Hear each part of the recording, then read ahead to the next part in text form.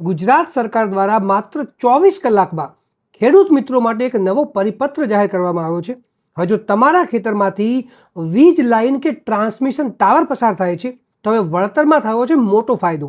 એક tower base વળતર, જેમાં ટાવર ઊભો કરવા માટે વપરાયેલી જમીન પર બજાર કિંમતના 200 ગણા એટલે કે બમણું વળતર મળશે। બીજું છે ROW એટલે કે રાઇટ ઓફ વે કોરિડોર વળતર।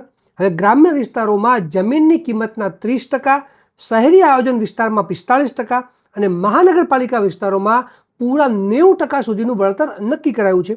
ત્રીજું છે પાક અને ઝાડનું નુકસાન। ફળાવ ઝાડ કે પાકને નુકસાન થશે તો એપીએમસીના દરો મુજબ યોગ્ય ચૂકવણી સીધી બેંક ખાતામાં થશે। હવે સરકારનો આ નિર્ણય ખેડૂતોના હિત માટે ખૂબ જ સંવેદનશીલ અને પારદર્શક છે। આ માહિતી તમારા તમામ ખેડૂત મિત્રો અને ગ્રુપમાં હમણાં જ શેર કરો અને આવી જ લીગલ અપડેટ માટે મને હમણાં જ ફોલો કરો।